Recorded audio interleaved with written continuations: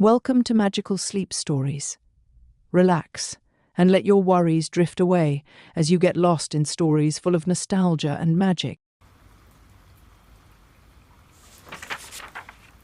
Rain struck the upper windows of Hogwarts School of Witchcraft and Wizardry in uneven, stuttering rhythms, too fast to be soothing, too irregular to ignore. The sound threaded itself through the corridors like nervous breathing, making the castle feel tighter somehow, as if even the stone was bracing against the weather. Lila Greaves should have been in Ravenclaw Tower an hour ago. That fact sat at the back of her mind like a small, growing pressure.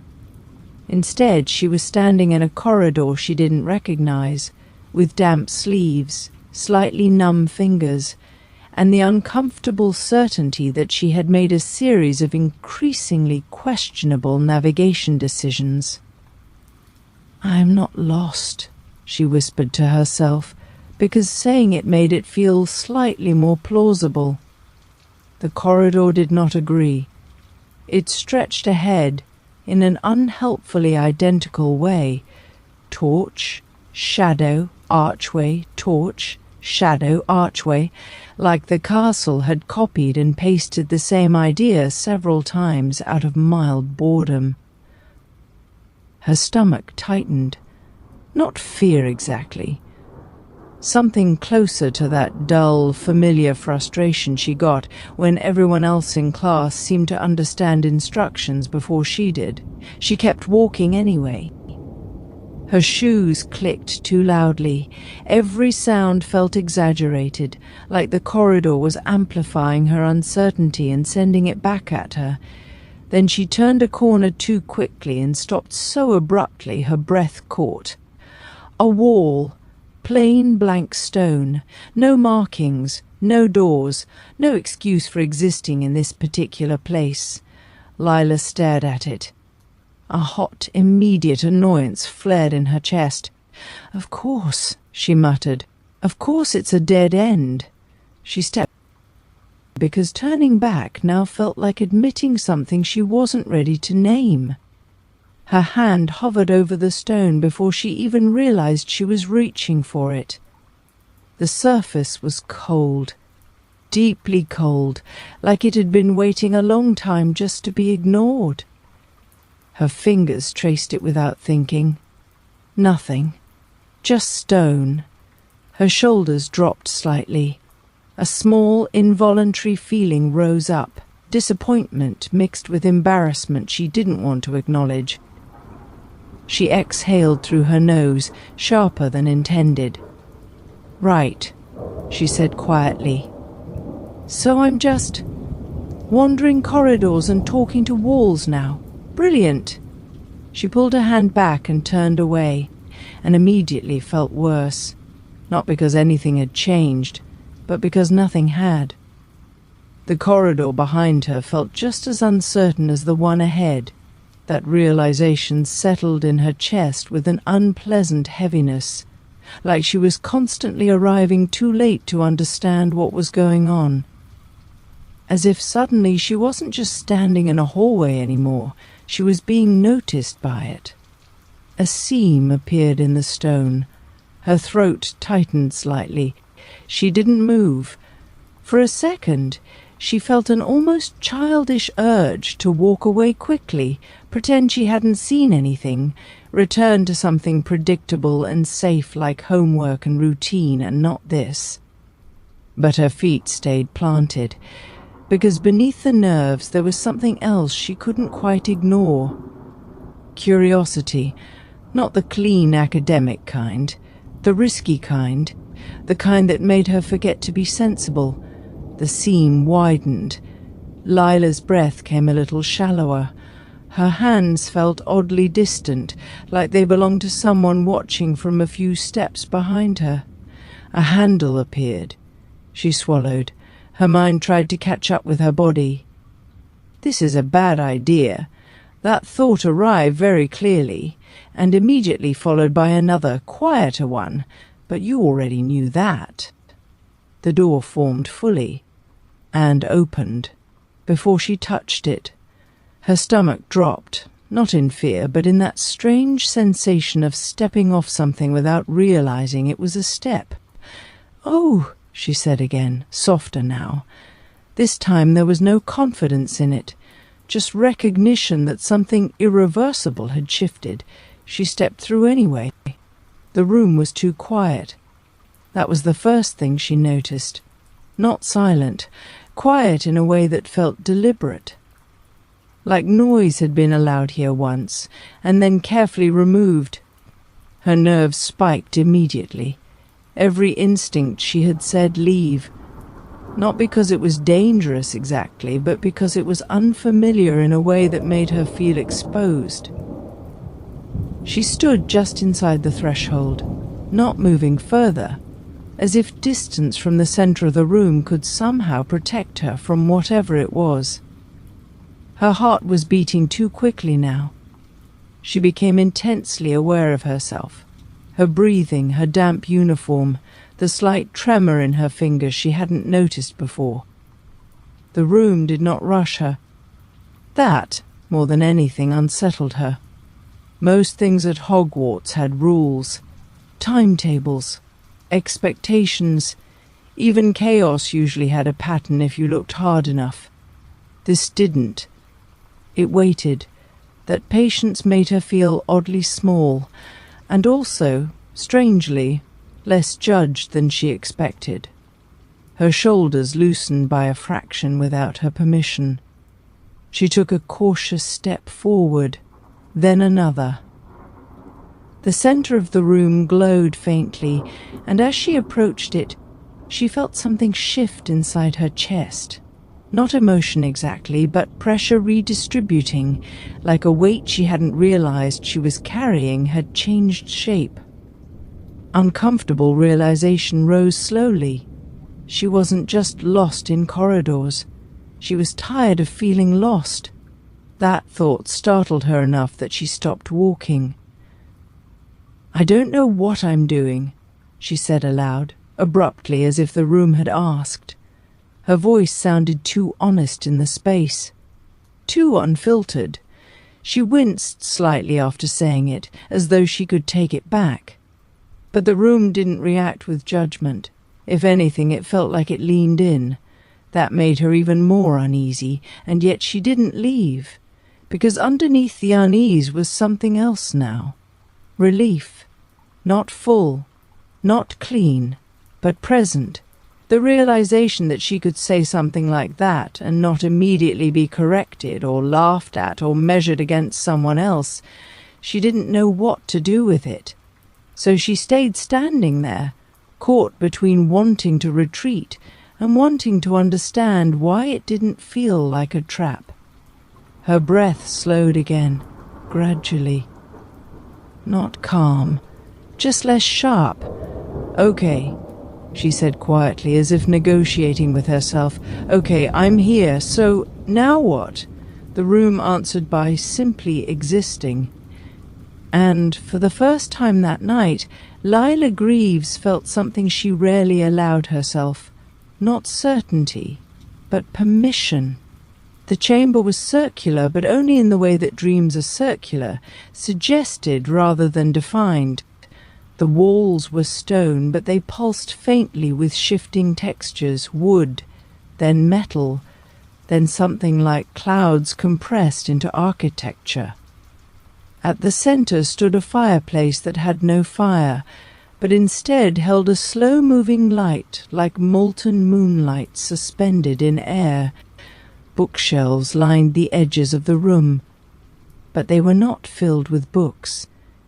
They were filled with possibilities. Some shelves held objects that changed every time she looked away. A quill, a sword, a chessboard, a single shoe, a potion bottle that evaporated and reformed. The air itself felt attentive. Lila took one careful step forward, then another. "This is definitely illegal," she whispered. A pause. The room did not object. She circled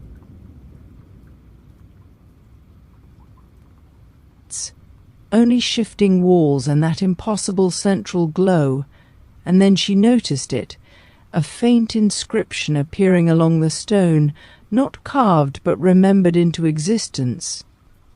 "What do you need?" Lila frowned. "That's a stupid question," she said immediately. The room waited. She crossed her arms. "I need to pass transfiguration. I need my essay to write itself. I need my bed to be warmer at night. I need my potion ingredients to stop exploding." The inscription flickered, then changed. "What do you need?" She stopped. The word hung differently this time, heavier, less academic. She didn't answer right away. Instead, she walked to the center of the room. The moonlight fire reflected in her eyes, soft and uncertain. "I don't know," she admitted quietly. The room did not rush her. That was the strange part. No pressure, no demand, just waiting. Lila sat down on the cold stone floor, suddenly aware of how tired she was, not physically, though she was that too, but in a deeper way she didn't have a name for yet. "I don't want to feel like I'm always behind," she said after a moment. "Like everyone else already knows how things work, and I'm just guessing." The room absorbed her words like water into stone. The shelves shifted. Objects disappeared, reformed. One item remained constant, a small mirror, simple frame resting on a low pedestal that hadn't been there before. Lila hesitated, then stood. She approached it slowly. In the mirror she didn't see the room. She saw herself, but not as she looked right now. She saw herself in fragments, laughing in a classroom when she finally understood a spell, standing taller after answering a question correctly, helping someone else without second-guessing herself, walking through corridors without apologizing for existing in them. Her breath caught. "I don't look like that," she said softly. The room responded, not in words, but in sensation. A steadying presence, a quiet correction. "Not yet." Lila swallowed. "You're the room of requirement," she realized aloud. The room did not confirm or deny, but the air shifted in a way that felt like agreement. Lila looked around slowly. "So you give people what they need?" A pause. Then the mirror flickered, showing her again, but this time not a polished future version. Just her, still unsure, still messy, still learning, but standing anyway. Lila exhaled. "That's annoying," she said. The room remained silent. Then, after a moment, she added, "But useful." A faint warmth spread through the chamber, not heat exactly, but approval without judgment. Lila backed away from the mirror. "I should probably go," she said. "People notice when third years disappear into magical architecture." The door reformed behind her without ceremony. As she reached it, she paused. "Hey," she said, glancing back. The room waited. "If I come back, will it always be like this?" The shelves shifted slightly as though amused by the question. Lila nodded once, as if that answered everything.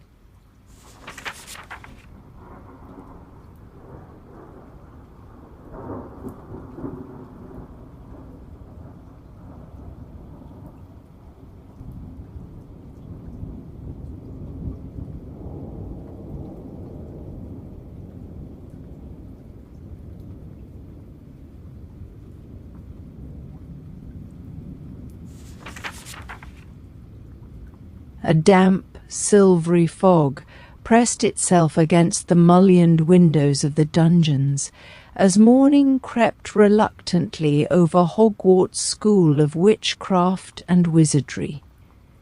Beneath the lake, where the light fractured into wavering ribbons, The Slytherin common room glowed with its usual greenish cast, but today the atmosphere was different. Quieter, sharper. Every student knew the rhythm of exams, but this was something heavier. Owls meant judgment, record, trajectory, and for Cassian Roll they meant something far more inconvenient, correction. He stood alone near the tall window, watching a shadow pass overhead, some large creature in the lake, slow and indifferent. His reflection hovered faintly in the glass, dark hair slightly dishevelled, tie loose, expression composed in that practised, almost effortless Slytherin confidence. Almost. Behind him a pair of second years whispered anxiously over notes. A group of his own year-mates debated wand movements in low, urgent voices. Someone laughed too loudly, forced, brittle. Cassian turned from the window and crossed the room, his shoes clicking against stone. He dropped into a chair at the long table and opened a book without really seeing it. "You're rereading theory an hour before the exam," drawled a voice to his right. Cassian didn't look up.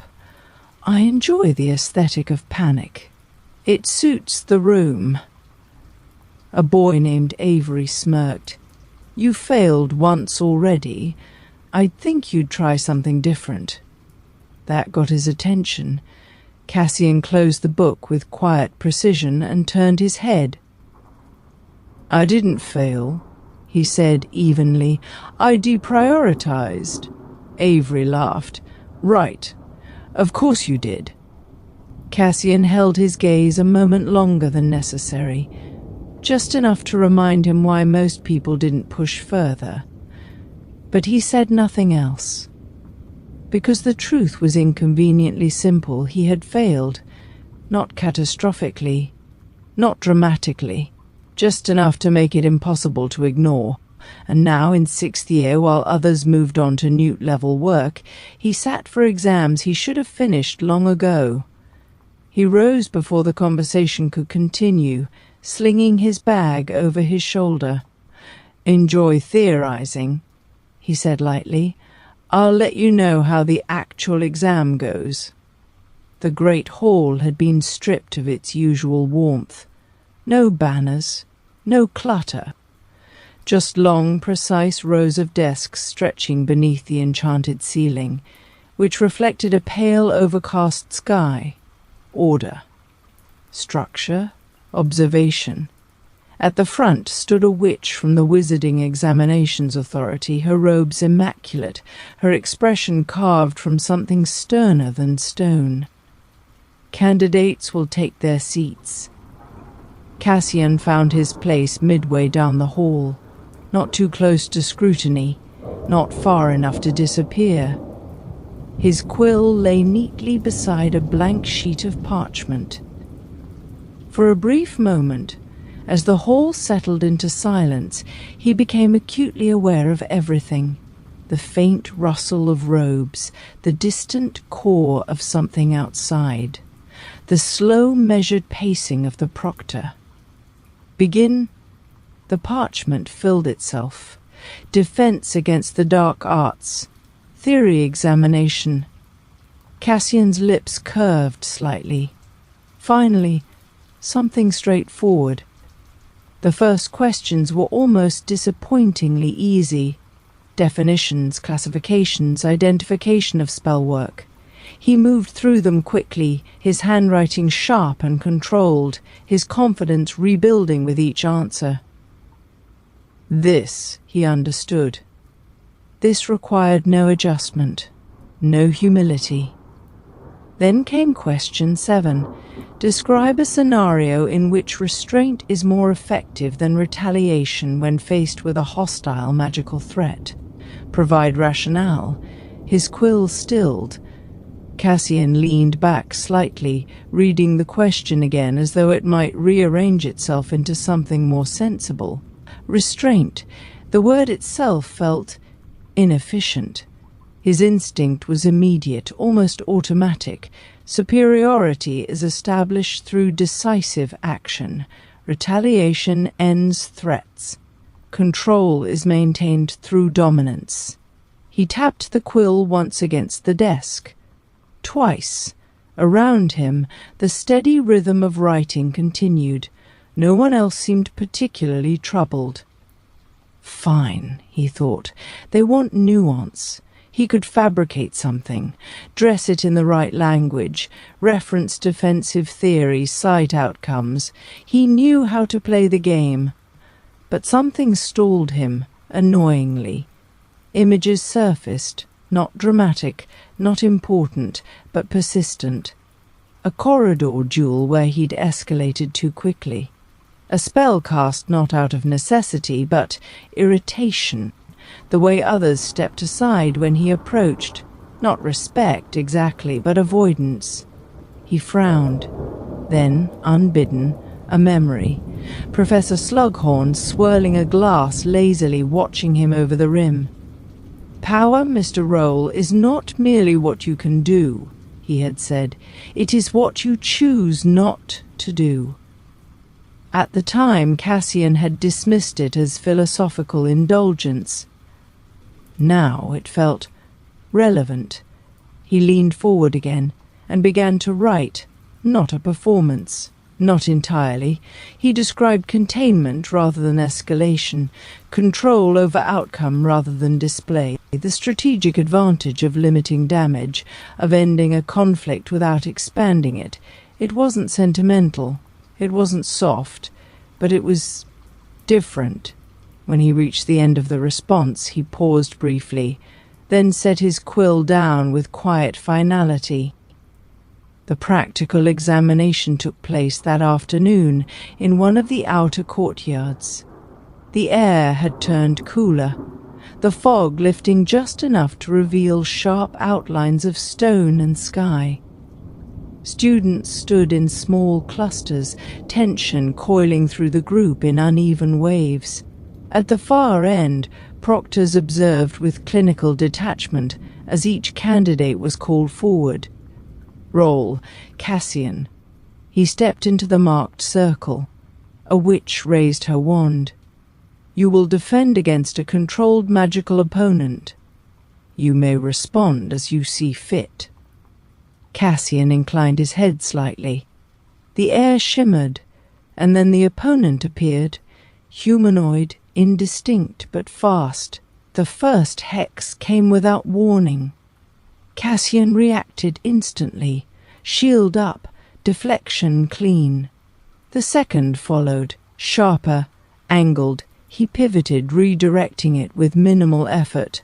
A murmur rippled faintly through the watching students. Good, let them watch. The third spell built, stronger, more aggressive. Cassian felt it before it fully formed. The opening, the opportunity. He could counter now. End it decisively. Make it clear. His grip on the wand tightened. This was the moment he understood. The choice wasn't about capability, it never had been. It was about intention. For a fraction of a second, everything narrowed. The sound, the movement, the expectation. Then he shifted, not forward, not aggressive. He stepped slightly to the side, altering his stance. When the spell struck, he absorbed its force, redirected its trajectory, and grounded it harmlessly into the stone at the edge of the circle. The energy dissipated. The opponent faltered, paused, and vanished. Silence followed. Not confusion, recognition. The proctor made a note. Efficient. Controlled. Acceptable. Acceptable. Cassian almost smiled. By evening, the Slytherin common room had returned to life, but with a different energy. Conversations overlapped, dissecting every detail of the exam, every perceived success or failure. Cassian sat apart again, though not entirely isolated. A few students glanced his way, not with avoidance this time, but something closer to curiosity. Avery approached, arms folded. Heard you didn't go for the takedown in the practical. Cassian didn't look up from the fire. I completed the task. That's not what I asked. Cassian turned his head slightly. No, he agreed. It isn't. Avery studied him for a moment, then scoffed lightly. Strange way to prove you're competent. Is it? Cassian replied. There was no edge in his voice this time. No need for one. Avery hesitated, then shook his head and moved on. Cassian leaned back, letting the warmth of the fire settle into his shoulders. Beyond the windows, the lake pressed dark and endless against the glass, its surface reflecting nothing. For the first time in a long while, his thoughts were quiet, not empty, just settled. He didn't know what the results would be, whether the examiners would see precision or restraint as strength, or mistake it for something lesser. But that uncertainty no longer irritated him, because the outcome, he realized, was only part of the equation. The rest, the part that mattered, had already shifted. And as the ancient stones of Hogwarts' school of witchcraft and wizardry seemed to settle into the deep, steady rhythm of night, Cassian Roll allowed himself a rare, unguarded thought. Not all ambition demands to be seen, and not all power needs to announce itself to be real.